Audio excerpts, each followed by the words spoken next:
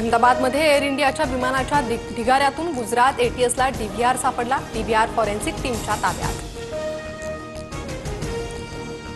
अहमदाबादमधील विमान दुर्घटनास्थळी एनएसजीचं पथक दाखल। काही वेळापूर्वी फॉरेन्सिक पथकाकडून दुर्घटनास्थळाची तपासणी। लँडिंग गिअरमध्ये बिघाड झाला असावा हे दुर्घटनेचं एक कारण असू शकतं। इंधनासह प्रवाशांचं लगेजही जास्त होतं। सुमित सबरवाल सोबत काम केलेले पायलट मनमथ राऊत्रे यांची प्रतिक्रिया। मी विमानातून उडी मारली नाही तर सीटसह बाहेर फेकलो गेलो। विमान कोसळलं तेव्हाच आपत्कालीन दरवाजा तुटला। विमान अपघातात बचावलेल्या रमेश विश्वास कुमार यांची प्रतिक्रिया। विमान अपघातानंतर हॉस्टेल कॅन्टीनमध्ये जेवण बनवणारी महिला आणि त्यांची नात बेपत्ता। विमान हॉस्टेलवर येऊन कोसळल्यानं अनेक विद्यार्थी जखमी। विमान दुर्घटनेमुळे मृतदेहांची ओळख पटवण्यात अडचण। नातेवाईकांचा डीएनए मृतांशी मॅच झाल्यानंतर मृतदेह देण्यात येणार। विमान अपघातातील मृतांच्या नातेवाईकांना अश्रू अनावर। विमान दुर्घटनेमुळे मृतदेहांची ओळख पटवण्यात अडचण। लंडनच्या भूमी चौहान यांची फ्लाईट 10 मिनिटांनी चुकली। अपघातातून बचावल्याची बातमी कळताच भूमी यांनी देवाचे आभार मानले। विमानात बॉम्ब असल्याच्या धमकीनंतर थायलंडमध्ये एअर इंडियाच्या विमानाचं इमर्जन्सी लँडिंग। थायलंड पोलिसांकडून घटनेचा तपास सुरू। पठाणकोटच्या हालेतमध्ये सैन्याच्या हेलिकॉप्टरचं इमर्जन्सी लँडिंग। हेलिकॉप्टरच्या इमर्जन्सी लँडिंगचं कारण अद्याप अस्पष्ट।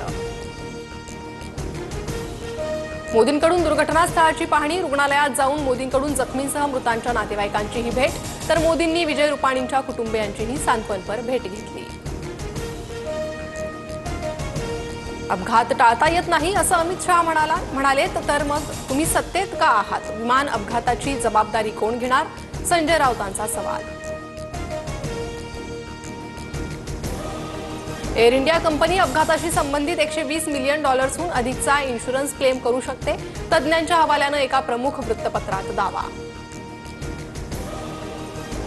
कॉन्फिगरेशन एररमुळे अहमदाबादमध्ये विमान अपघात झाल्याची शंका। टेक ऑफ दरम्यान विमानाच्या सेटिंग्जमध्ये त्रुटी असल्याचीही शक्यता। अहमदाबाद विमान अपघाताच्या तपासात ब्रिटन सरकारची मदत करण्याची तयारी। अपघातात अनेक ब्रिटिश नागरिकांचाही मृत्यू।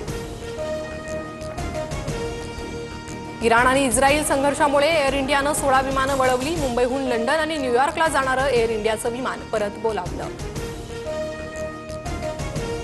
पालिका निवडणुका होईपर्यंत जयंत पाटील हेच प्रदेशाध्यक्ष। नंतर नवीन अध्यक्ष निवडणार। तरुणाला संधी देण्याचा पवारांचाही विचार। अनिल देशमुखांची प्रतिक्रिया। बच्चू कडूंच्या अन्नत्याग आंदोलनाचा 6वा दिवस। चंद्रशेखर बावनकुळे आज बच्चू कडूंना भेटणार। तर बच्चू कडूंच्या समर्थनार्थ अमरावतीत वलगावमध्ये चक्काजाम आंदोलन।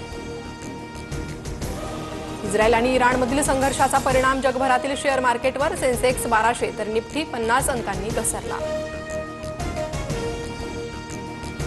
शिर्डीच्या साई मंदिरातील फुलहार आणि प्रसादातील बंदी उठवली। मात्र प्रवेशद्वारावर बिलाची पावती दाखवणं बंधनकारक। दिल्लीत जोरदार पावसाची हजेरी। राज्यात मुसळधार ते अतिमुसळधार पावसाचा अंदाज। रत्नागिरीला रेड तर सातारा, रायगड, कोल्हापूर, सांगली, सिंधुदुर्गला ऑरेंज अलर्ट।